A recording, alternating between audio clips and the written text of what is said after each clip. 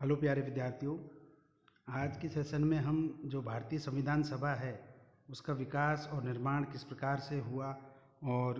किन पद्धतियों को अपनाकर उन्होंने एक सफलतम कार्यक्रम के रूप में कार्य करते हुए विभिन्न समितियों के माध्यम से किस प्रकार से भारतीय संविधान का निर्माण किया था। तो पहले हमें ये पता होना चाहिए कि जो संविधान सभा है वो वाकई में होती क्या है। तो संविधान सभा एक ऐसी सभा होती है जो संविधान निर्माण के लिए जनता द्वारा प्रत्यक्ष या अप्रत्यक्ष रूप से गठित एक ऐसी प्रतिनिधि सभा जो संविधान निर्माण का कार्य करती है। तो ऐसी सभा को संविधान सभा कहा जाता है। तो आज वर्तमान में विश्व में जहाँ भी प्रभुत्व संपन्न लोकतांत्रिक राष्ट्र हैं और जहाँ भी लिखित संविधान है उनका निर्माण जनता ने प्राय संविधान सभा के माध्यम से ही किया है। अब बात आती है कि ये संविधान सभा का जो इतिहास है या इनकी कहानी है ये कब इनकी शुरुआत हुई। तो संविधान सभा की प्रेरणा का स्रोत जो 17वीं और 18वीं शताब्दी की जो लोकतांत्रिक क्रांतियाँ रही हैं, विशेष रूप से अमेरिका और जो फ्रांस की क्रांतियाँ, और वहीं इनको सर्वप्रथम इस विचार को क्रियान्वित भी किया गया था। विचारकों के रूप में यदि हम देखें विश्व स्तर पर तो जो सर हेनरी मैन है उन्होंने सर्वप्रथम संविधान सभा के विचार को व्यवस्थित रूप से उसका प्रतिपादन किया था। ये तो हो गया विश्व स्तर की बातें। यदि हम भारत में मांग की दृष्टि से देखें तो भारत में अनायास रूप से या भारतीय संविधान कोई ऐसा दस्तावेज नहीं था जो रातों रात हमने तैयार कर लिया। जो भारतीय संविधान था उसके पीछे स्वाधीनता जो आंदोलन है उसके साथ साथ विकसित हुआ जो चिंतन, उसका प्रतिफल भारतीय संविधान या उसका निर्माण रहा है। और उसी चिंतन के फलस्वरूप भारतीय दृष्टिकोण से यह मांग समय समय पर उठती रही कि एक ऐसी प्रतिनिधि सभा हो जो भारतीयों द्वारा निर्मित हो और उसी के माध्यम से भारतीय संविधान का निर्माण हो। तो 1885 में जब भारतीय राष्ट्रीय कांग्रेस की स्थापना हुई उसके बाद से भारतीयों का जो के मन में जो राजनीतिक चेतना है वो जागृत होते हुए दृढ़ होकर ऐसे इस रूप में विकसित होती रही कि भारतीयों के राजनीतिक भविष्य का निर्धारण स्वयं भारतीय ही करें। तो यदि हम क्रम वाइज देखें तो 1895 में स्वराज विधेयक में तिलक ने संविधान एवं संविधान सभा की मांग की गई। महात्मा गांधी जी ने 1922 में कहा कि भारतीय संविधान भारतीयों की इच्छानुसार ही होगा। और 1924 में जो स्वराज पार्टी के मोतीलाल नेहरू जी थे उन्होंने स्पष्ट रूप से कहा कि किसी भी राष्ट्र के लिए उस संविधान का कोई महत्व नहीं है जब तक कि उसके निर्माण में राष्ट्र के लोगों की कोई भूमिका नहीं हो। और औपचारिक रूप से यदि हम देखें संविधान सभा का जो प्रतिपादन है वो एम.एन. रॉय के द्वारा किया गया। तो ये वो प्रमुख संस्था लोग हैं जिन्होंने समय समय पर भारतीयों के लिए या भारतीय जनमानस में यह चेतना जागृत की कि भारतीयों का भविष्य भारतीय संविधान के माध्यम से ही संवर सकता है और वो संविधान एक संविधान सभा के द्वारा ही निर्मित हो और वह संविधान सभा भारतीयों से मिलकर ही बनी हो। समय समय पर इस मूर्त रूप को देने का कार्य कांग्रेस और उनसे जुड़े हुए लोगों ने भी किया। जैसे जवाहरलाल नेहरू ने इसको मूर्त रूप दिया और उसको लोकप्रिय बनाने का भी कार्य किया, क्योंकि उन्हीं के प्रयासों से 1936 का जो कांग्रेस का फैजपुर अधिवेशन था उसमें यह संकल्प पारित किया गया कि जो भारतीय हैं वो केवल ऐसे संवैधानिक ढांचे को मान्यता दे सकते हैं जिसका निर्माण वे स्वयं कर सकें। ये तो होगी भारतीय दृष्टिकोण की बात कि भारतीयों ने किस प्रकार से संविधान और संविधान सभा के निर्माण की या उनकी मांग की बात रखी। यदि हम ब्रिटिश परिप्रेक्ष्य में देखें तो ब्रिटिश शासन ने शुरुआत से ही भारतीयों की इस मांग को नकारते रहे, लेकिन दूसरे विश्व युद्ध के दबाव में भारतीयों की जो मांग प्रबल होती मांग और जो अंतर्राष्ट्रीय जो दबाव है उसके कारण ब्रिटिश शासन को पहली बार जो अगस्त प्रस्ताव था 1940 का वहाँ आकर परोक्ष रूप से यह स्वीकार करना पड़ा कि भारतीय अपना संविधान स्वयं बनाने का अधिकार रखते हैं। और फिर इसके बाद 1942 में जो क्रिप्स मिशन है उसमें इस बात को दोहराया गया, लेकिन 1946 के जो कैबिनेट मिशन है उसमें ब्रिटिश सरकार ने प्रथम बार प्रत्यक्ष रूप से इस विचार को स्पष्ट रूप से माना कि भारतीयों को अपना संविधान स्वयं बनाने का अधिकार है और इसको व्यवहारिक रूप प्रदान करने के लिए कैबिनेट मिशन में एक विस्तृत योजना प्रस्तुत की गई थी। तो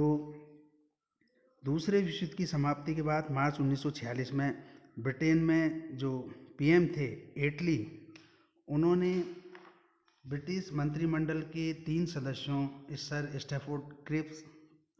लॉर्ड पैथिक लॉरेंस और एवी अलेक्जेंडर को भारत भेजा कैबिनेट मिशन के रूप में। तो 1946 में विभिन्न दलों से वार्ता के उपरांत जो कैबिनेट मिशन है उसने अपनी एक योजना प्रस्तुत की, जिसके 2 प्रमुख लक्ष्य स्वीकार उन्होंने किए कि भारतीय संविधान का निर्माण करने हेतु भारतीय जनता का प्रतिनिधित्व करने वाली एक संविधान सभा का गठन किया जाएगा। दूसरा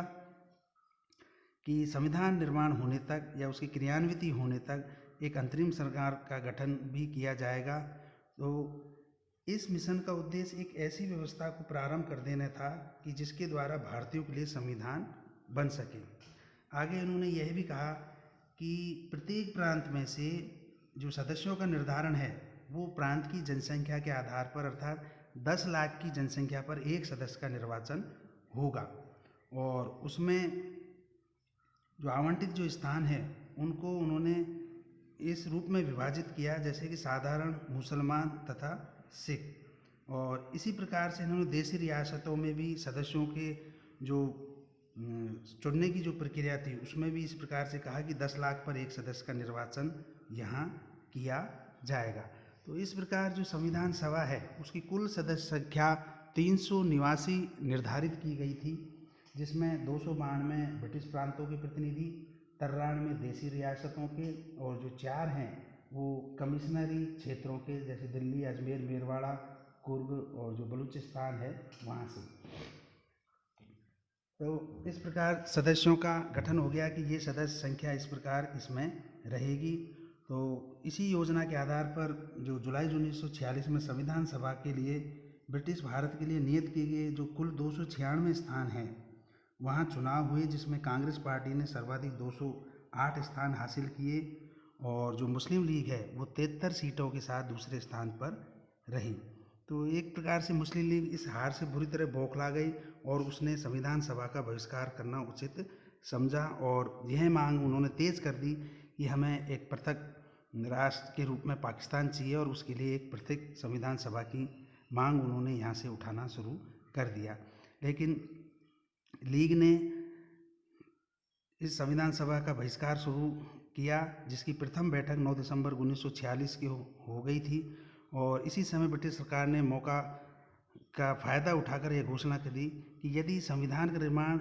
निर्माण ऐसी सभा द्वारा बने जिसमें देश का एक बड़े भाग प्रतिनिधित्व नहीं है तो निसंदेह ब्रिटिश सरकार ऐसे संविधान को अनिच्छुक भागों पर लागू करने का विचार नहीं करेगी। यहाँ अर्थात जो फूट डालो और राज करो की जो प्रमुख नीति थी ब्रिटिश शासन की, वो एक बार फिर से यहाँ दिखाई देने लगी। तो इसी के फलस्वरूप जब माउंटबेटन योजना 1947 में आई तो उसके अनुसार देश का विभाजन हुआ, पाकिस्तान के लिए पृथक संविधान सभा की व्यवस्था की गई और भारतीयों के लिए पृथक। तो जब पाकिस्तान के लिए पृथक संविधान सभा की व्यवस्था की गई तो अब सदस्यों की संख्या 389 से घटकर 324 रह गई, जिसमें 235 प्रांतों से और निवासी रियासतों से और इस प्रकार सदस्यों की संख्या यहाँ निर्धारित कर दी गई। और 9 दिसंबर 1946 को प्रथम बैठक आरंभ हुई और इसी दिन जो सभा के जो अस्थायी अध्यक्ष थे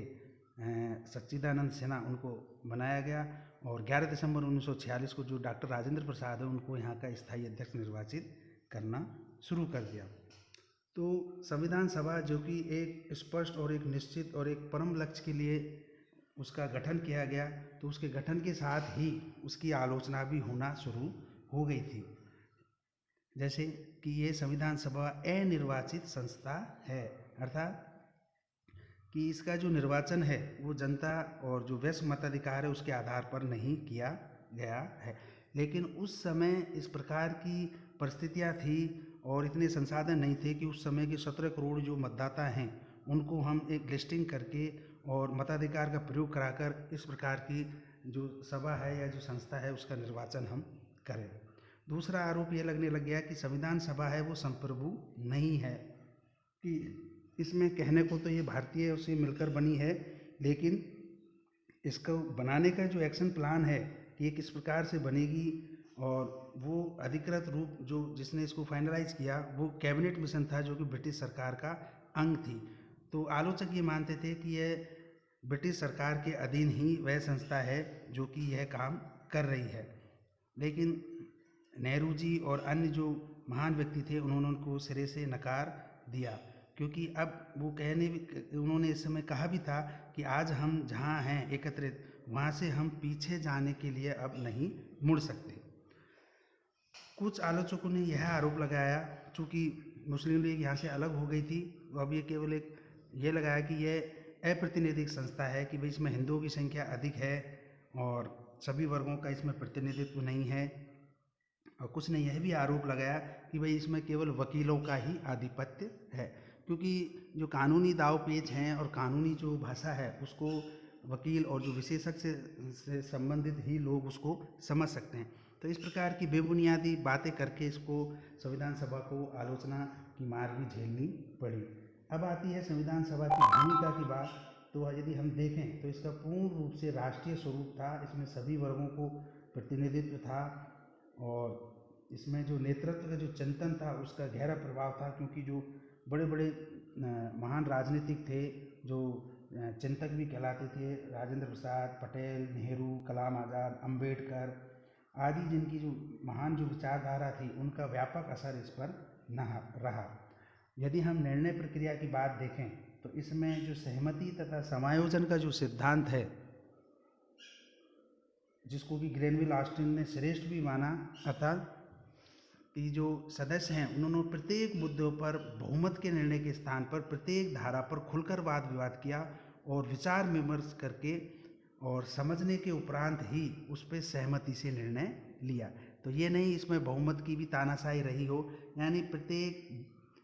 जो बिंदु हैं और मुद्दे हैं उन पर बारीकी से विचार विमर्श किया गया। जब उस पर सबकी सहमति मिल गई तब जाकर उस पर निर्णय लिया गया।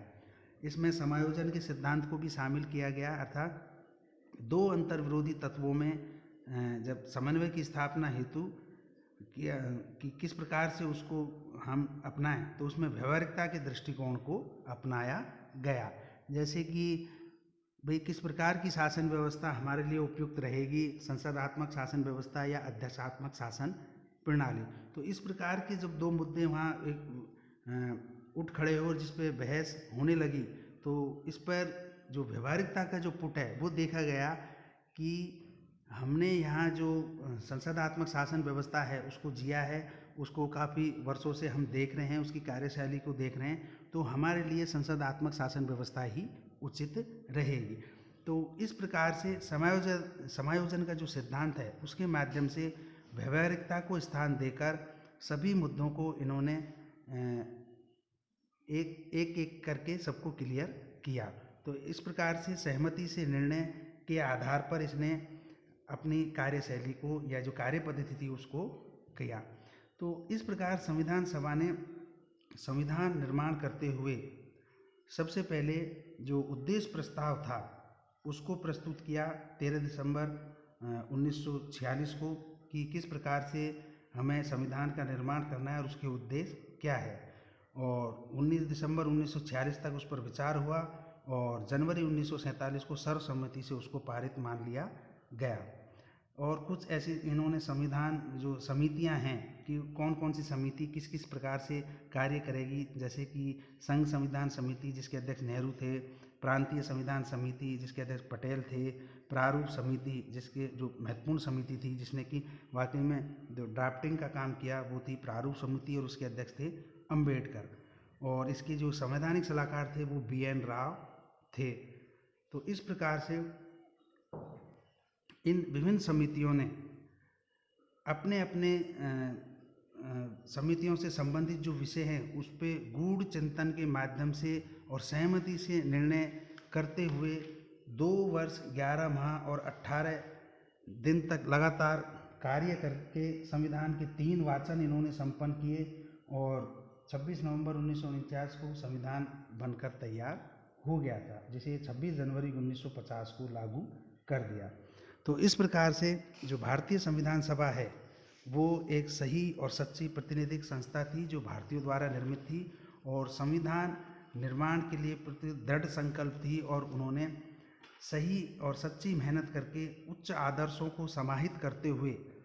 इस संविधान सभा ने भारतीयों के लिए संविधान का निर्माण किया, जो कि विश्व का सबसे बड़ा लोकतांत्रिक देश और विश्व का सबसे बड़ा संविधान माना जाता है, जो आज भी सफल रूप में संचालित है। तो इस प्रकार की संविधान सभा पे हम कभी भी प्रश्न चिन्ह नहीं लगा सकते। तो ये थी आपकी संविधान सभा जिसने कि किस प्रकार से संविधान का निर्माण किया। आज के लिए इतना ही, धन्यवाद।